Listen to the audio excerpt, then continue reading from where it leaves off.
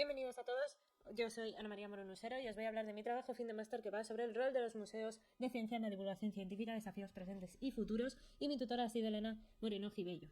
Aquí tenéis un poco la estructura que vamos a seguir, así que vamos a empezar por la introducción. Os pido que me acompañéis en este viaje que se pretende estudiar, de hecho en este trabajo, el rol de la divulgación científica en los museos de ciencias. Y para ello hay que hablar de la historia de los museos de ciencias. El origen de los museos se dio con el nombre de los cuartos de maravillas o los gabinetes de curiosidades, nacidos en el siglo XVI, XVII y XVIII, sobre todo fue la época en la que estuvieron, y realmente el punto de inflexión apareció con Athanasius Kircher, quien en Teatro Mundi, su museo personal, su gabinete de curiosidades personal, realmente hizo el primer nexo entre el pueblo llano, analfabeto, y los eruditos, aunándolos a todos ahí. Y de hecho, es más, a finales del siglo XVIII y principios del siglo XIX, los gabinetes de curiosidades se convirtieron en los museos más actuales. El ejemplo sería, por ejemplo, el gabinete de curiosidades de ciencias naturales, ¿no?, de historia natural de Madrid, que acabó siendo lo que hoy conocemos como el Museo Nacional de Ciencias Naturales. Desde la década de los 80 del siglo XX, de hecho, se ha convertido cada vez más los museos en un centro interactivo, pero esto fue gracias a un punto de inflexión en el punto de Exploratorium, que fue el primer museo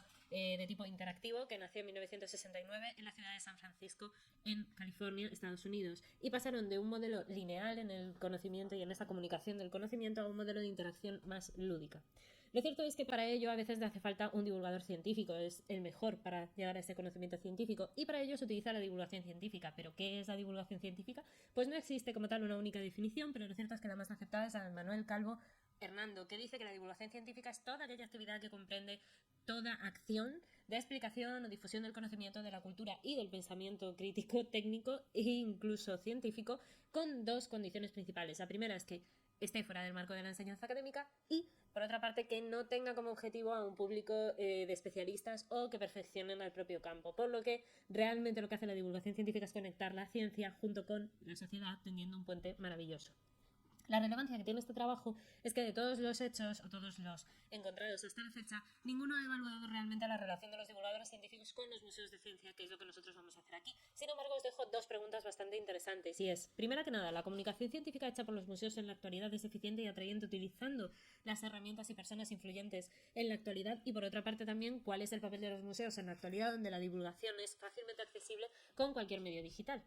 Nuestra hipótesis precisamente habla sobre los museos de ciencias, por tanto, actuales, que siguen teniendo un papel importante en la divulgación, habiéndose adaptado a los retos que suponen los avances digitales e interactivos. El objetivo principal es evaluar, por tanto, el rol de los museos dentro de la divulgación científica eficiente y contemporánea de la era digital y, por supuesto, mediante aspectos sociales, culturales y políticos. Incluso el objetivo como tal se divide en 4 subobjetivos específicos. El primero es evaluar el rol de los museos dentro de la divulgación científica, evaluar el rol de la era digital dentro de los museos como tal y en la era contemporánea y su adaptación. El tema 3 o el punto 3 sería evaluar las actividades y la divulgación efectiva de los museos desde la perspectiva del público y evaluar la relación de los divulgadores científicos con respecto de los museos y que estos divulgadores científicos están en los medios más digitales. Para ello, ¿cómo lo hemos hecho? Utilizando una metodología basada en una encuesta a un público general adulto a través de una encuesta que se hizo por redes sociales con un formulario de Google Docs y utilizando también los datos cuantitativos especialmente obtenidos desde las instituciones y los museos de ciencias.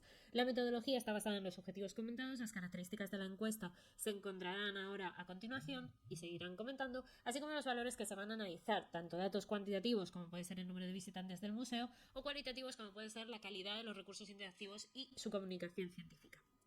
Por tanto, en primer lugar vamos a evaluar qué teníamos de encuestados en cuanto al público que nos encontrábamos. Lo cierto es que lo primero que hicimos fue preguntarles su edad, encontrándonos que la mayoría, el 32% de los encuestados estaban entre los 31 y los 40 años, el 29% entre los 18 y los 30 años y el siguiente grupo mayoritario era el de los 51 a los 60 años con un 22%. El 17% restante realmente estaba representado en otros grupos de edad. Por lo que de estos 41 encuestados también les preguntamos dónde residían, su área geográfica, para valorar, junto con los museos visitados que nos citaron, si podíamos hacer un estudio nacional o internacional. Y como se puede observar, la mayoría de los datos eran de España y muchos de ellos de Madrid, así que el estudio va a ser nacional. En cuanto a la comprensión de los encuestados, tenemos que centrarnos en cómo se entendían los conceptos que se planteaban en el museo, que fue lo que les preguntamos, y además si el lenguaje era entendible, obteniendo el 88% de las respuestas afirmativas y el 12% negativas. En el grado de comprensión de este mantenido expuesto, se les preguntó que evaluaran desde muy malo hasta muy bueno, considerando su propia opinión, obteniendo que el 54% dieran un resultado bueno, el 39% como muy bueno y solo un 7% regular. Nadie dijo que fuera malo ni muy malo. El orden de las exposiciones y el número de visitantes también nos pareció interesante. En cuanto al orden de las exposiciones para valorar la museología y el orden y la estructura que lleva la historia que nos van contando en cada museo, y lo cierto es que el 100% de los encuestados, es decir, los 41, estuvieron de acuerdo en un sí rotundo. Si hablemos de los números que tenían los distintos museos, vemos que hay bastantes visitantes que van a museos de ciencia, pero sobre todo aquellos que, como los Caixa Forum, suelen ser bastante interactivos y que también ya veremos que tienen bastantes actividades con divulgadores científicos y probablemente sea una de las cosas a tener en cuenta.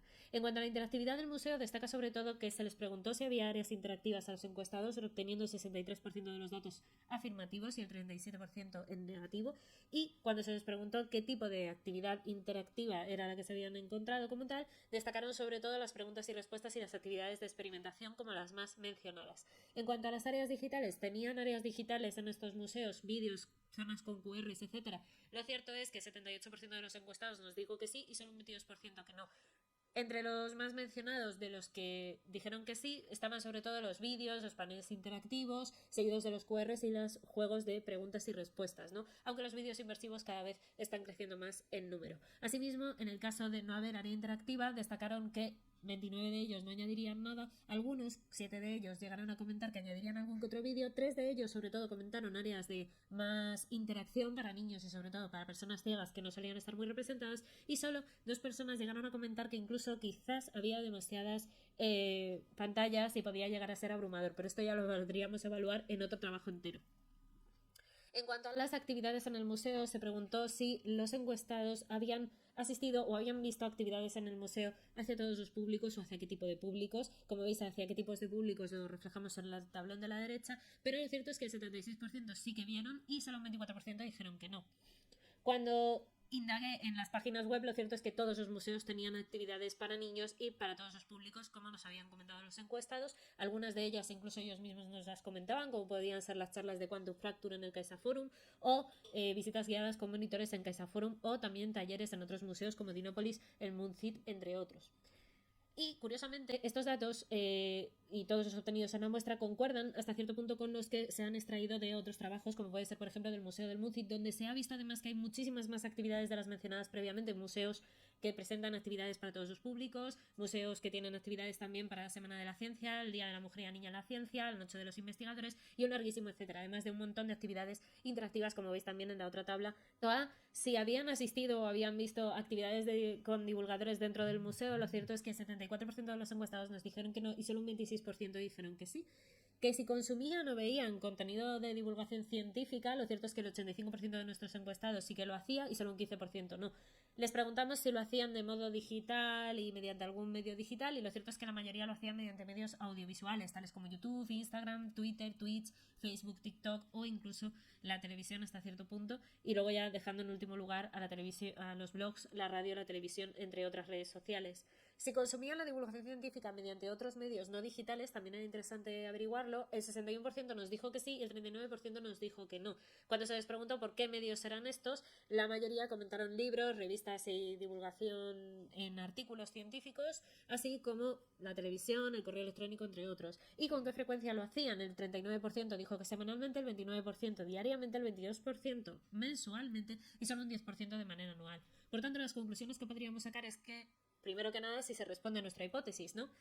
La comunicación científica hecha por los museos en la actualidad es eficiente y atrayente utilizando esas herramientas y personas influyentes en la actualidad. Os diría que depende del museo. La mayoría de los museos sí que están tendiendo hacia zonas más interactivas, pero lo cierto es que los museos más interactivos, como el Caixa Forum, por ejemplo, también tiende a hacer actividades con divulgadores científicos y tienen mejores datos. Simple y llanamente hay que reflejarlos en el estudio y en la pequeña muestra que hemos obtenido. Se recomienda, por tanto, a los museos hacer actividades con divulgadores científicos, sumar más vídeos explicativos para ayudar a la comunicación con el visitante y, por supuesto, una mejor comunicación de las actividades porque, como hemos visto, hay muchas más, pero quizás si no estás suscrito a una newsletter no te enteras. Entonces, quizás las redes sociales sean el mejor mecanismo para evitar esto. En cualquier caso, inspirar hacia carreras científicas y aportar la alfabetización y democratización del conocimiento sigue siendo una de las partes fundamentales de los museos, por eso siguen existiendo y siguen siendo un puente entre la ciencia y la sociedad, que lo llevan siendo en algunos casos más de 200 años. Así que os quiero agradecer muchísimo vuestra atención, espero que podáis salir de esta breve exposición y que